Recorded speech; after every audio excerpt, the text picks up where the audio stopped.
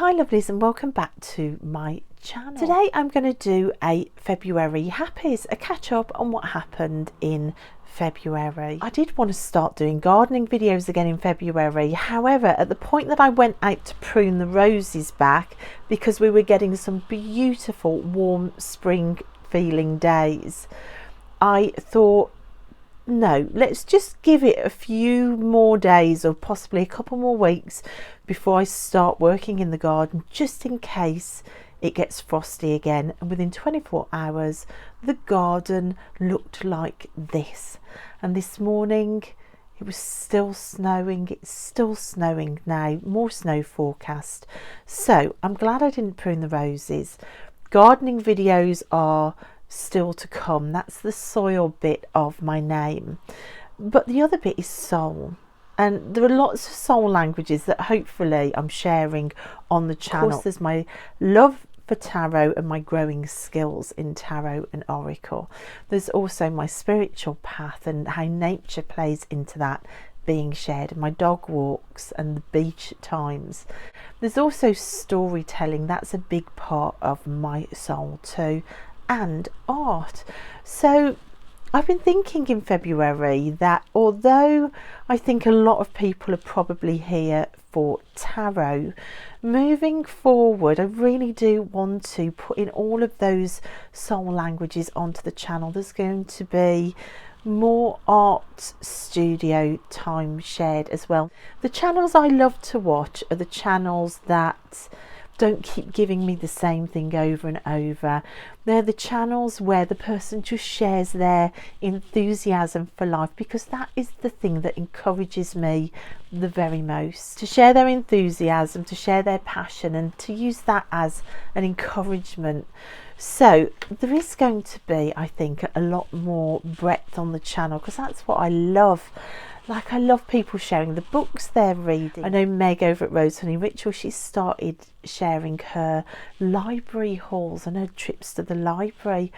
That has filled my soul, watching those videos. And of course, as soon as I'm back to Wales, which should have been this weekend, to the caravan, which opened in March, but I can't get there now because of the snow, I'm also going to start sharing library hauls. I've started joining in a little bit more with things on BookTube, so there's more books as well. Those are all the soul languages of the candy, soul and soil part of the channel. My biggest hope in that is that it puts some light and some love out into the world. It puts out some encouragement and green lights for creativity.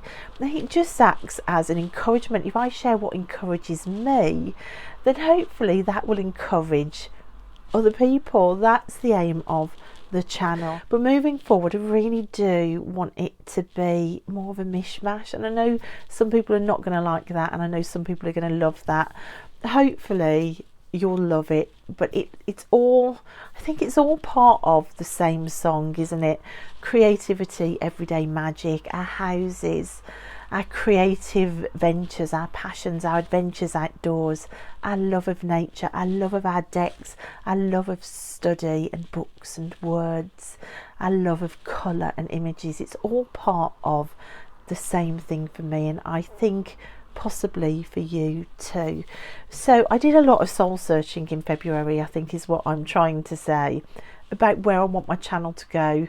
And as part of that, I shared more of my art studio practice, which I loved doing. One of the videos that I put up in February was about listening as you create, and it was about art witchery, and that just shows how there is a crossover of everything. I'm finding it impossible to separate things out. Listening to voices coming in is as much witchcraft and spiritual work as it is actually creativity or artwork.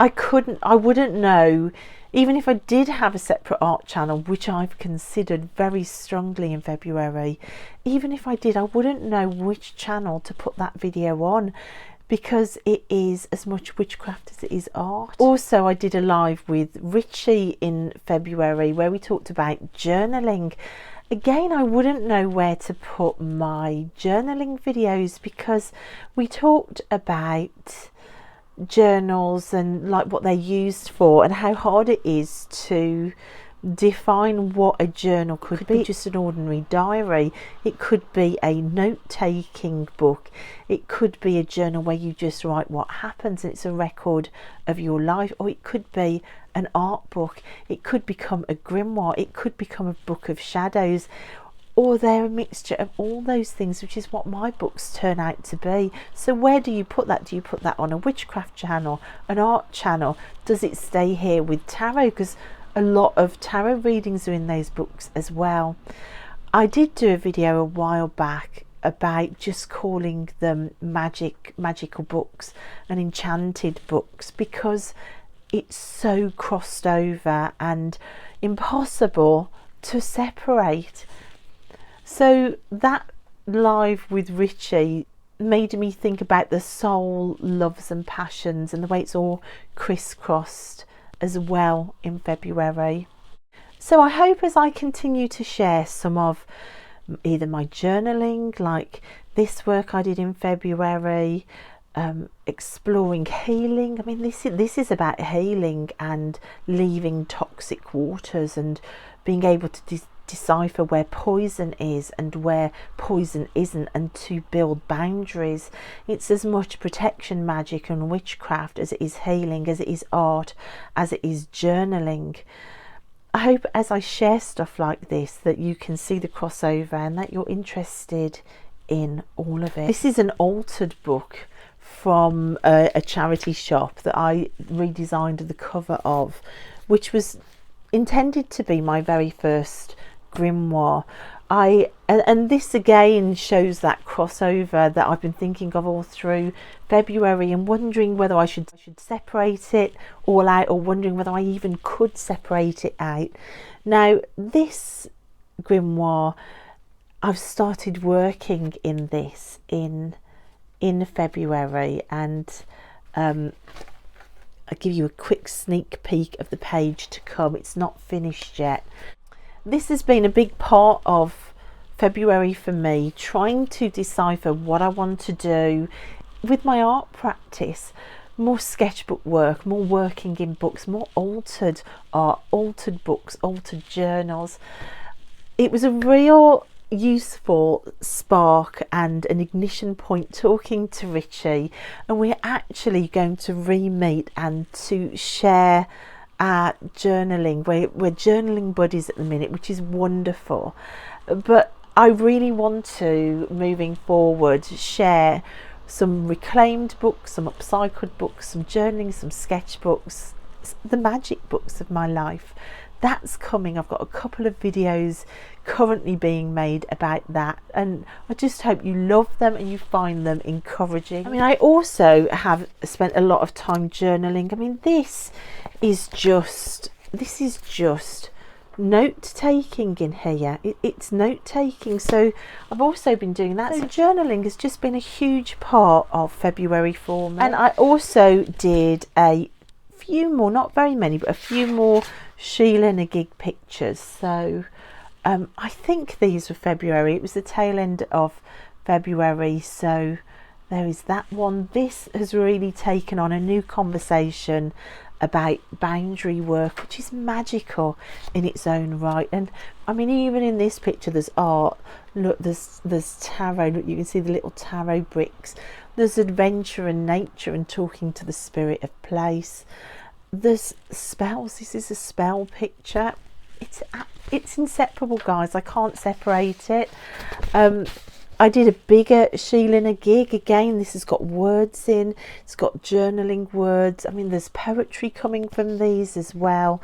There's the magic of words, the magic of colour, the magic of imagery, the magic of spellcraft, the magic of art witchery, and all of this. It's completely inseparable. And I think February, I just was in a tizzy. I was asking people behind the scenes, what do I do? Do I separate it all? Shall I keep it all on one channel? I tell you what, you guys tell me below in the comments, what do you think? Do you like channels that niche down and only talk about one thing? Do you like channels that just bring you their passion for life and enthusiasm and throw everything into the mix? Do you like channels that do that, but there's an umbrella feeling of a theme across it all? Like, I suppose for this it would be everyday passion and magic and enchantment. So let me know what you think. So in the art room, like I say, there has been more mixed media drawing with oil pastels. I am really loving oil pastels on top of mixed media. You can see here the layering that I've been doing, and I thought I would just show you a time lapse here of that larger Sheila gig and the drawing going on top of all of that mixed media. It's just been so much fun. Of course, these drawings are part of Adventure Tarot, going out into sacred space with a tarot deck in hand, and conversations with the Sheila gigs at the medieval churches that I visited, that started in the grounds of those medieval churches underneath the Sheila gigs with tarot deck in hand. And the conversations have continued back in the art room in my art studio as I draw and use drawing really like a meditation practice, to almost enter a trance-like state, to listen to voices coming in and to extend that conversation.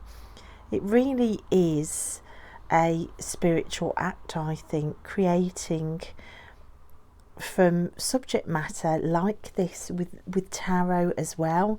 It's a layering not just of art materials, but of all of my spiritual beliefs and practices. And then in February, like I said, there was a bigger focus back into my enchanted books and working on grimoires and in my journals. Thank you, Richie, for the spark of inspiration that your live really did bring about in me. Look, you can see I'm in a dressing gown here. This was early morning before the kids got up, in a very, very cold art studio. This is a healing picture. That's another thing I can't separate out, like that journey of healing on my channel. I'd like to talk about that more. So this live and opening up to being braver to make connections more on YouTube, which is a wonderful part of YouTube, it really did spark a fire in me. And yes, the gesso did come out, a vital tool for working in upcycled books, which is what I started to do in February. And there is a video being put together all about this work, working across a range of books with gesso to really start a conversation with reclaimed books. Oh my gosh, I have had so much fun doing this in February. You can see the number of books that I was working in. This, an old gardening book. These books were given to me by the neighbour. They're just really old-fashioned, like non-fiction books. It's been wonderful. And then another thing that's been wonderful has been putting ritual into reading and note-taking. I've been getting up early or staying up late at night and lighting candles and putting incense on to turn my reading almost into a sacred ritual, and note-taking as well as a sacred ritual. Oh my gosh, I've loved it so much, my reading in February. So reading in February, I've read some amazing books. You saw there in that clip this book here. So this is a book by Laura Tempest Zakroff, whose channel I discovered on YouTube as well in February. I'll leave a link to all the channels that I'm mentioning. She's wonderful. She's a dancer, she's an artist, she works with sigil magic. Once I'd watched a few of her videos, that was it. I ordered the books, and again, this is this is coming back to the same theme that kept cropping up in February all the time, that idea of crossover. So Laura has made oracle decks, so there's a crossover there into the world of tarot and oracle. She is an artist. She makes sigils, art and witchcraft, and art witchery and art and magic. There's a crossover as well.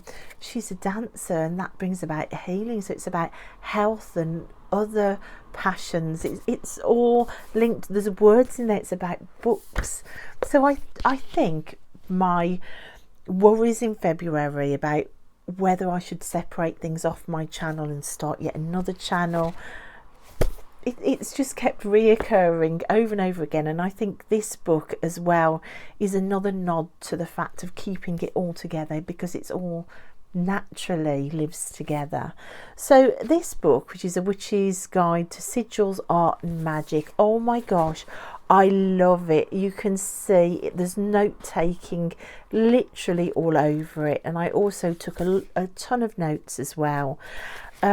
This is a wonderful breakdown of how symbols are used in magic and how art crossovers into magic. It covers a lot about sigils as well. I did, after I read this, order Laura's other two books. I've got Sigil Magic ready to read, and what's the other one? The other one which goes with the oracle, which I don't have any of Laura's oracles yet, but there are another two books downstairs waiting to be read. I absolutely adore the way that Laura describes sigils and their effect on us. She describes them as where the microcosm affects the macrocosm and has a party. And I love that. I think that's how art affects us as well. It's something small affecting like the bigger things in life. It's literally the crossover point. Again, the same theme of the whole of February, the crossover point. She talks about the fact that any sort of art starts with thought and intent, and how that as well is a crossover point between art and magic, because magic starts with a thought and intent. Gathering your supplies, there's a lot of places where art and magic are exactly the same thing. I absolutely love the way that she talks about art being a magical way where we learn to overcome the dangers within and the ways that we hold ourselves back. You can get over that with art, and that's magic. That's just magic practice right there. So this book, if you love art, if you're interested in sigils, if you just are really fascinated with the crossover between where art and magic meet, Visual Alchemy is just a really, really wonderful book to read. I loved it, and of course you saw that it also encouraged me to put ritual into my reading, to really start highlighting that crossover. I opened this book and I set up all my candles, my note-taking supplies like gathering a spell, my incense, and I claim to the world that reading is a ritual and magic practice. I think February has really encouraged me to highlight and utilise these crossroad points where everything meets. And a book that I started in January and finished in February was this one, The Girl Who Soared Over Fairyland and Cut the Moon in Two. This is by Catherine M. Valente. Now, this is part of a 5-book series. The first one is this one, The Girl Who Circumnavigated Fairyland in a Ship of Her Own Making. Absolutely wonderful. The series feels like a In the Night Circus for children or for younger adults. It feels like that in its imagery and its description. The first book was amazing. The second book, The Girl Who Fell Beneath Fairyland and Led the Revels There, yep, good again. This one kind of left me wanting a little bit, and I know that Poppy, who I bought this series for, she's read the first 3 books as well, and she's felt the same about them as I have.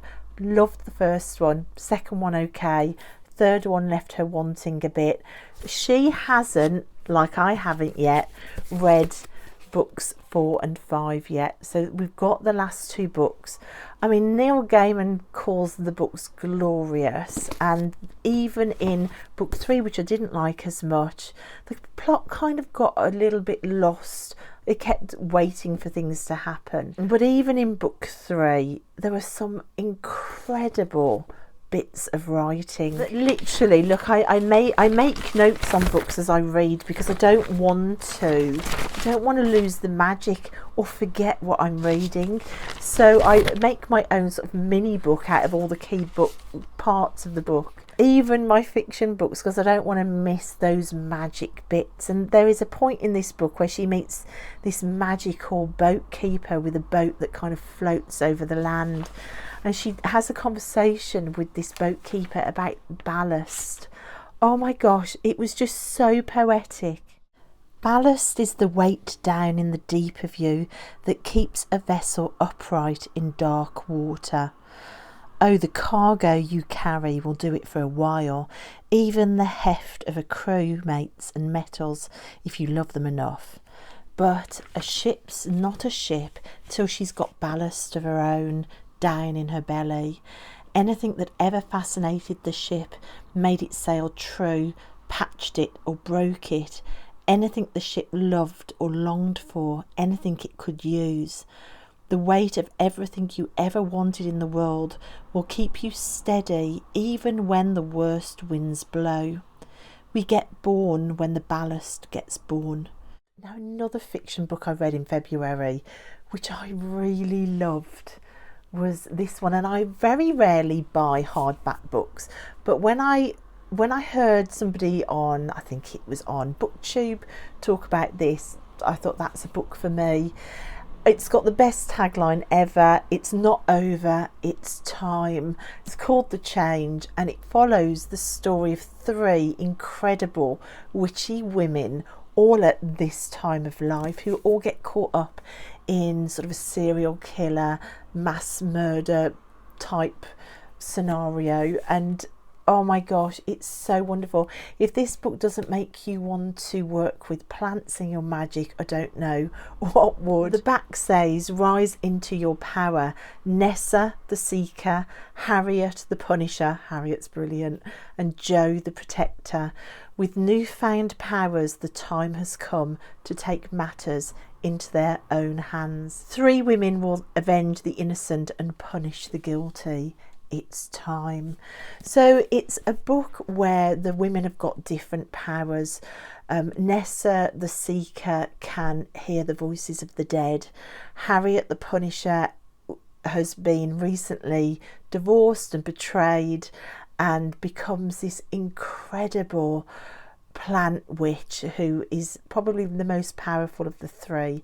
And Jo the Protector, who uses the heat from the change that she's going through to start developing superhuman witchy strength. And the 3 of them combined start avenging dead women who have been killed, and they work out all of the, it's just brilliant. And they avenge the women and punish the guilty. It's time. It's not over. It's time. Just a fantastic romp of a witchy read. Not great if you're trying to mend your relationship with men. It's not great for that, which I've been trying to do. The idea of the masculine or a relationship with the male of our species.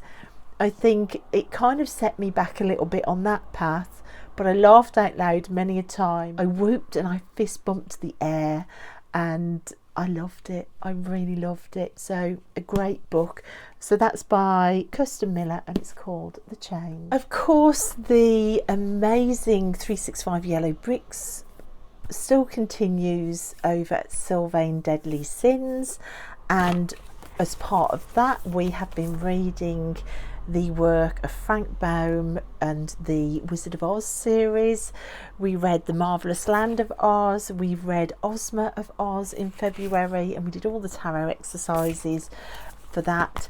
These books are just brilliant. It is so nice, having spent 50 odd years only knowing this work from the film The Wizard of Oz. It's so lovely to read the other books in the series, because it's just one long series and it's like a big world of all these amazing characters.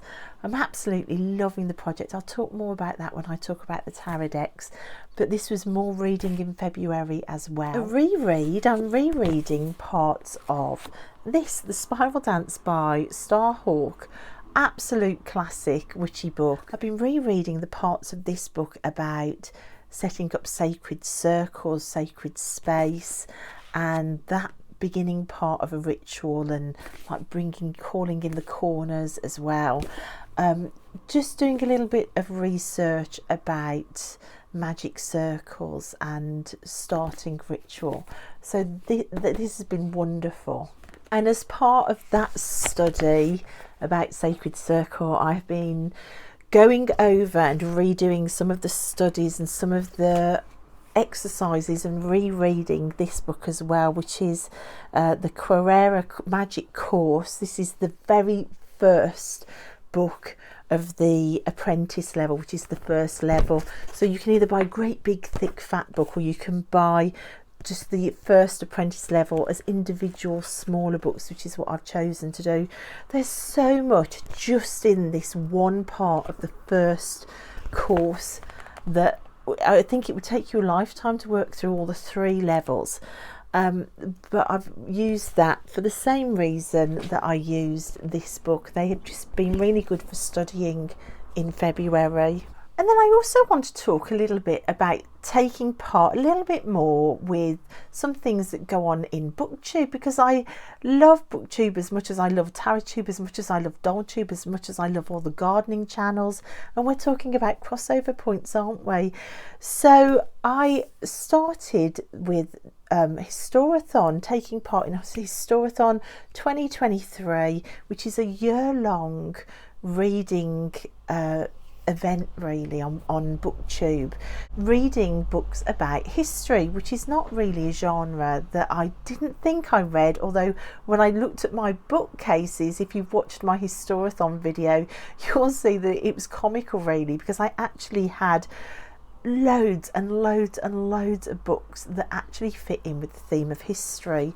So the first 3 months of Historathon are to do with prehistory, or like very early history, and I have been reading, I haven't finished it yet, I am that far through. I've been reading The Quest for Mary Magdalene, History and Legend. I love the fact that myth and legend can cross over into history. Again, another crossover point. Oh my gosh, it's everywhere. This is by Michael Haig, and oh, it has been fantastic. Again, it's another book, look, I've written all over it.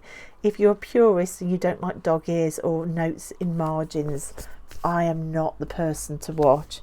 A fascinating in-depth study of her life, and you really I've really felt at times with this that I was right there in the story. So I'm finding this fascinating.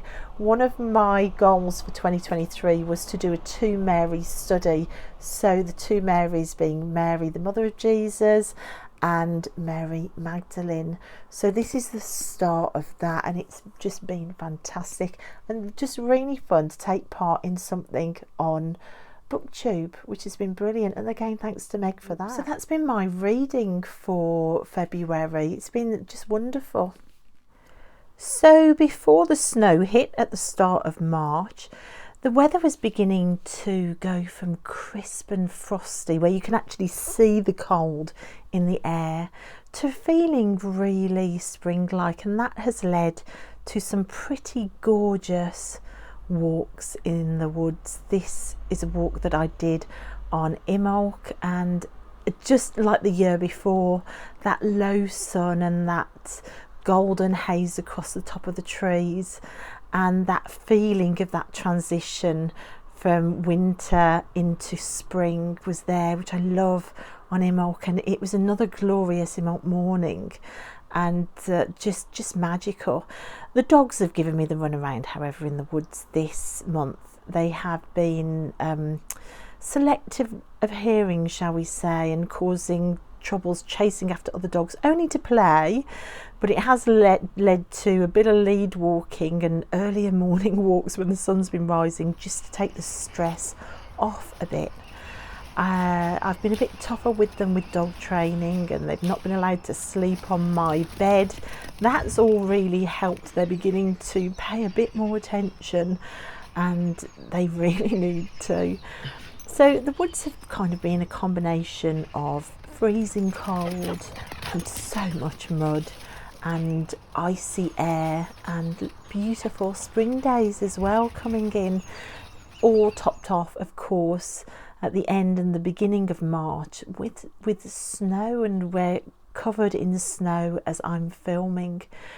Also, I went mushroom hunting in the woods. I found this patch of mushrooms on these logs here. Oh my gosh, every time I see mushrooms, I just absolutely explode with joy. There's something about them. Oh, look at them. I love them. They're magical. And talking about magic, what about connection magic? This is a section I am going to share all the things where I connected with people. This was a day connecting with my kids. I left a Poppy busy revising for GCSEs, and I took the other two kids, my gorgeous Tilly and Busby, to a park in Birmingham. This is Cannon Hill Park.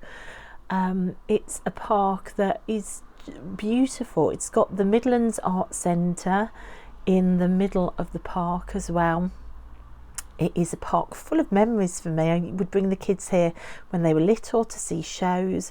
I've run 2 half marathons through this park because the Birmingham Half Marathon, part of the route is around this park. I've run a 10k relay race through the park when I was in a running club. We stood and watched all the birds for a while, and you can see the Mac in front. We had a beautiful lunch there. We looked around the exhibitions.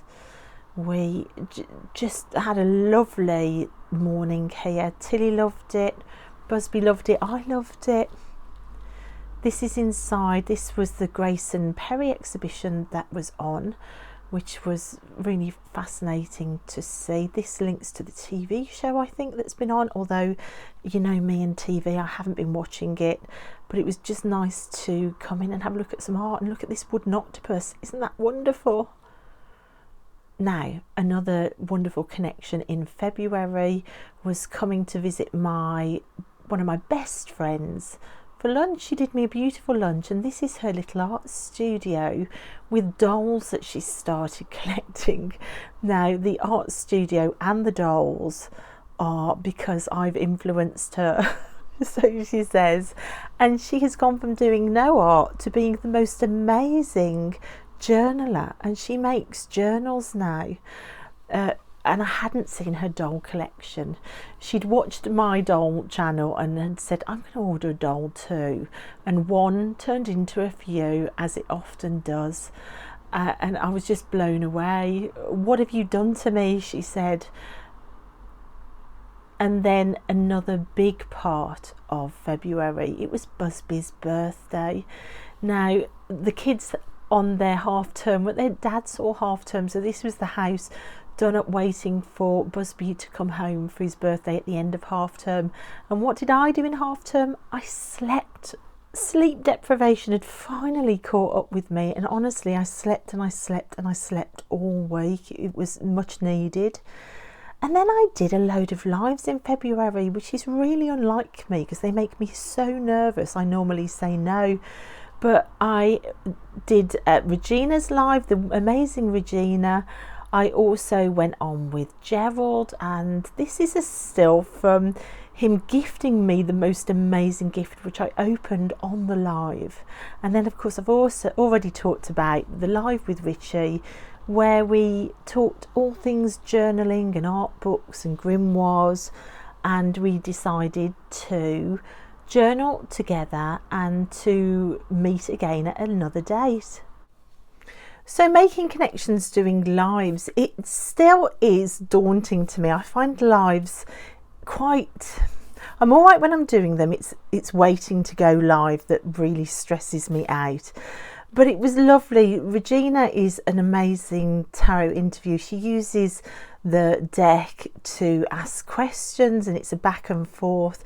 I'll link Regina's tarot channel. Of course, Richie's wonderful. I'll put his link in. And then Gerald as well. Gerald is just so wonderful. Now, Gerald, like myself, is a trained textile artist and teacher.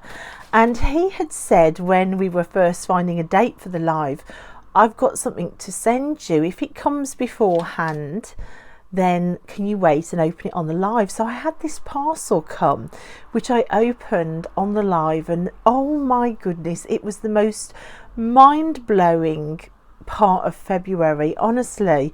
So in there were like little spiders, and there were some moustache sticker things. Regina had sent me a parcel as well. Now Regina does some lovely jewellery. She does like wirecraft jewellery.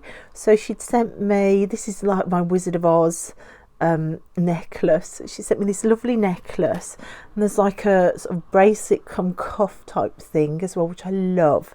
I've also got a ring as well, which is downstairs, I think, because I've literally worn it non-stop since I got gifted it. I've got different rings on today, but the most gorgeous ring as well. So there was a gift from Regina which blew me away. But then also in there from Gerald, which you saw my reaction in that still from the live, was this incredible quilted artwork, which is actually from the sunset at Aberystwyth, on my favourite beach at Aberystwyth. Now, Gerald had seen me post a photograph on my Facebook page of this sunset one night, and I'd put no filter required on the photograph because there was no filter on it. It was just the most incredible sunset, and he loved the photograph so much he sewed it in this amazing art quilt, and then he posted it to me. I am so blown away from it. I can't even tell you. I mean, the amount of work in something as special as this is just mind-blowing. I know, because I used to do machine embroidery myself, and I am blown away. I'll put a photograph of the picture that he used here so that you can see how incredible it is. It was just amazing. So that was a really gorgeous part of February as well. Gerald then did a gorgeous video where he showed the making of this and just how much work really does go into it. So I'm going to link that video as well down below. Okay, I've had to put the light on. This video has taken so long to film, I've actually lost the light. So we're finally up to decks. So decks I've been using are very similar to the decks that I was using in January. For exploring my word of the year, which is story, and for week ahead spreads, I have still been loving this combination, the Somnia Tarot and Into the Lonely Woods, a Lucy Cavendish deck. So this is mass market. You would not think that they go together, but they have gone together beautifully. The readings I've been getting from them have been jaw-dropping, is all I can say. The backs don't go at all, but when you start seeing the cards next to each other, it is just one of those pairings. Oh my gosh, look at this. It's one of those pairings that just shouldn't work, and it just really does. Now, was it February I did a walkthrough of Into the Lone Woods, or was that January? Anyway, if you haven't seen that and you're interested in this deck, there is a walkthrough of it, and I love both of these decks. and they just called to me when I got them to put them together, and I'm so glad I did, because their messages are wonderful when you put them together, and I love the way they look. I love everything about them. I think they are a pair that they just work. I always say they sing. They're decks that sing, and these sing. Look at the shape in the wall, the crescent moon there. See what I mean? It's amazing, isn't it? I'll put some pictures in of the readings that I've been doing with them. So what you're seeing here are explorations around different repeating stories that I catch myself thinking, and exploring better stories to replace them with. Also advice for in the week. The I Ching study as well has continued with a little study group that we've been doing it together. I did fall further and further behind the group, although they were all lovely about it, especially with half term. Well, it was 10 days because it was the weekend either side of half term week. Me just sleeping. I didn't feel very well. I'd got really overtired. The one day I was changing my bedding on my bed and washing all my bedding, and the bed was stripped bare, and even on a stripped bare bed I fell asleep for 16 hours straight. That's how tired I was. So I didn't get a lot done. I had 10 days literally out of life, just catching up on sleep. So I just got behind with everything then. But I do have the study group to go back and reread through, which will be lovely. But I worked with these decks, so the Barbara Walker I Ching of the Goddess, and then the Visionary I Ching cards by Paul O'Brien. Both of these decks gorgeous, and then a more of a study deck, but well worth getting because of the questions on the back of each card. Is this one, I Ching Complete Divination Kit, only cheap but really good for study as well. With these decks, the tarot deck that I was using to answer some of those I Ching questions on that divination deck was the Star Tarot, and this just has continued to delight me on repeat. This is the second month again with this deck. It's just a glorious deck, and again the synchronicities of readings and the imagery again in February with this have just been startlingly wonderful. So I used the Star Tarot in this study for the first part of the month, and then I swapped to a different deck, but I wanted one equally as colourful. And the deck that I went for is one that I'm really keen to use a lot more this year. It's the Frida Kahlo deck, the Tarot Avatara. Again, you've got the shiny edges, the most glorious cardstock ever in this deck, and again, just wonderful. Wonderful in every reading I use this deck with. It's really full of emotion for me using this deck. It just pulls at every heartstring I've got. And just adds a whole another dimension, I think, to readings. It pulls all the feels in for me, this Frida deck. It's just glorious. So that got used as well in February with the I Ching study, which is now finished. Its first run through all the hexagrams is now finished. And here you can see some of those spreads that I pulled across the month of February. That red card has got the questions, that's the Divination Kit card, and you can see how different the Barbara Walker and the Visionary I Ching are. I've been continuing with Sylvain's 365 Yellow Bricks project. I think everybody doing this project is blown away by it. It is just so good. If you are interested, all the videos are still there on Sylvain's channel, which I'll link below.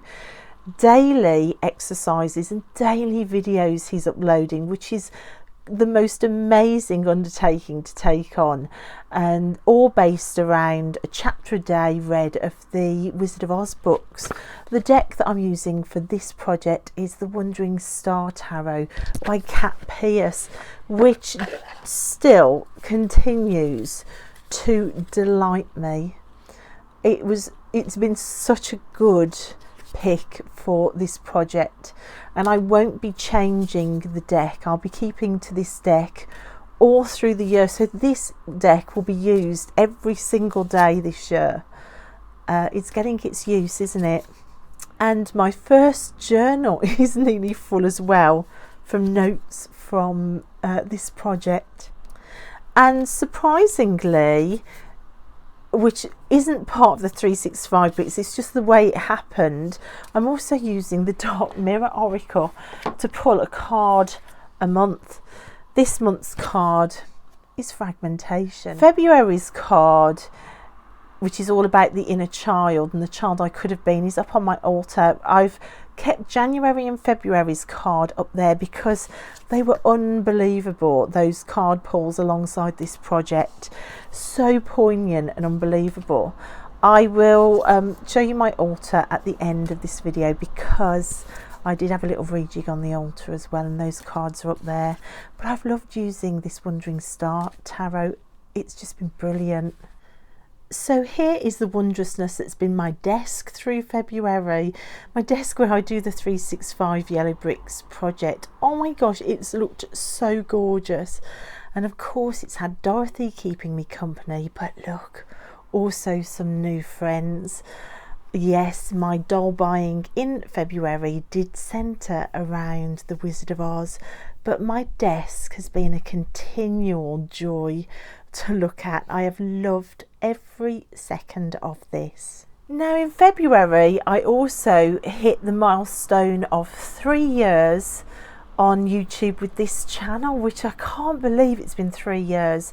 And also I hit 3,000 subscribers, which just blows my mind. To celebrate that, of course, I did a giveaway, and I gave away one of Lucy's decks, this Tangled Muses. So this is Lucy Tipper of the Tangled Muses. This is the Ritual Oracle deck.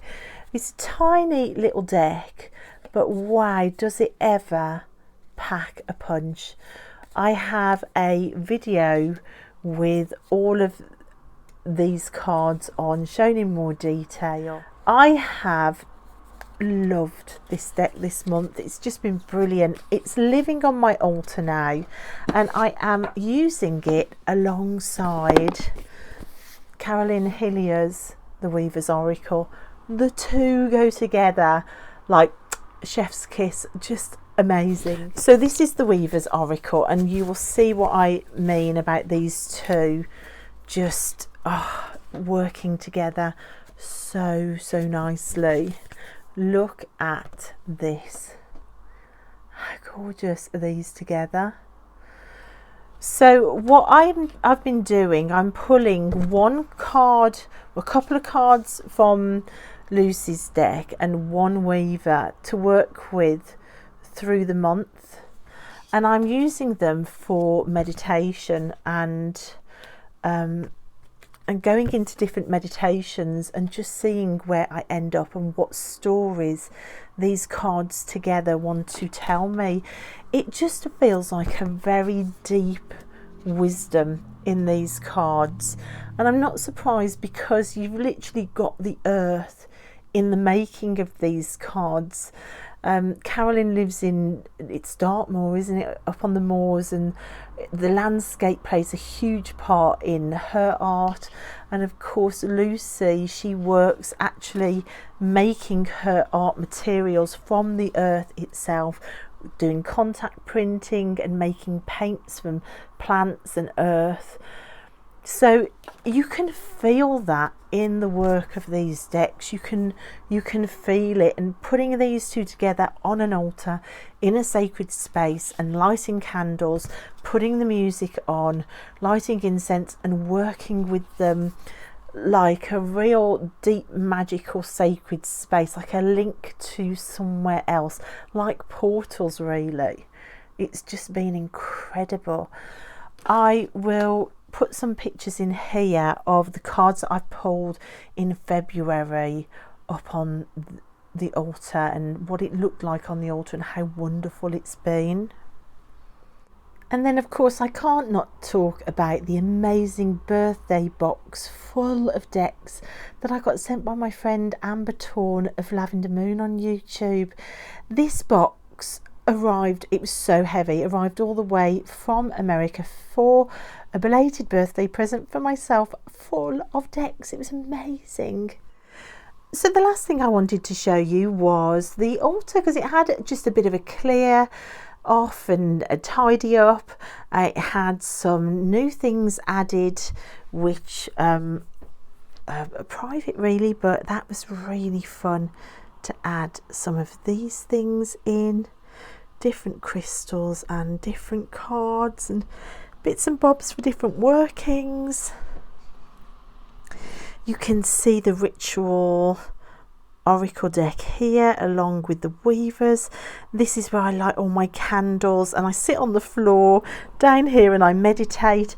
What I do is I grab my giant octopus, put it on the floor and sit in my octopus. Oh, it's just glorious, it's wonderful. And then I just see where the cards take me. Oh, and what I've started doing again, let me grab this, I've started working in this sketchbook again, which you can see it's got no cover on. This is my Traveling with the Weavers book, where I write down and I sketch all of the path working journeys I go on when I meditate with the weavers, and all of the messages. Oh my gosh, it's just, it's the most amazing kind of trippy experience that I've ever experienced the Weaver's Oracle, and throwing in the Ritual Oracle as well now with it, which I did this month. This was one of my meditations this month, and you can see a lot happened. Oh, it's just been so good. So that's living on my altar, that sort of sketchbook, just to meditate and then just grab down all of those incredible experiences. You can see I've also got game cards. I've got Pokemon cards here, which I've been pulling. They can give some pretty incredible messages, like knock over, Bouffant head, knock over. Oh my gosh, during your opponent's next turn, this Pokemon takes 30 less damage from attacks. So taking less damage from attacks, being like a bull in a china shop, knocking things over, that's a call to action. So I've been using Pokemon cards on my altar. This stair deck I've talked about before, that's pretty darn magical. You can see a stair card out here with some dowels. Oh, I've been working with the Falakos Tarot as well, pulling a card every morning for my sacred circle. The star card is there today. You can see there are some Pokemon cards in this little new section. So there is a new little leaf, a little seedling got pulled out. Who would have guessed? And here we've got a fairy charm.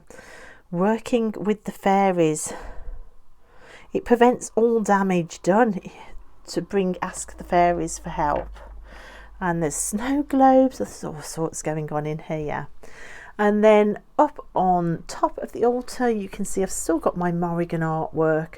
I drew that one. I also did this big mixed media piece at the back. I've added in this month some other artwork that seemed very apt. And down here I've got a little working going on in the middle, and here are those dark mirror cards. So that was January's card, the colourless angel. And here you can see we've got the child that was meant, the child I was meant to be. They were so impactful, that those cards, they just cannot go away. I'm going to leave those out.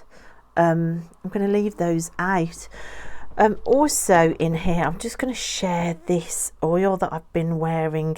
It's called Night Queen. I bought it really to honour the Morrigan, but oh my gosh, I have got so obsessed with it. Now, I didn't think anything would knock my patchouli off, because I love the smell of the patchouli, but this Night Queen look, you can see I've got a couple of patchouli. I've also got another night queen somewhere, but oh my gosh, that has been just wonderful. So guys, that's it for February catch up. With the light rapidly going and the noise of traffic now getting ridiculous out of the window, I'm going to leave it there. Thank you so much for watching. Long as always on these monthly happies, but I hope you enjoyed that. I hope you're going to enjoy a kind of mishmash of more art on the channel and also gardening. I'm going to try and find ways to just bring everyday magic to the channel all the time, and so that we can all just have fun together. So thanks guys so much for watching, and I will see you next time. Bye.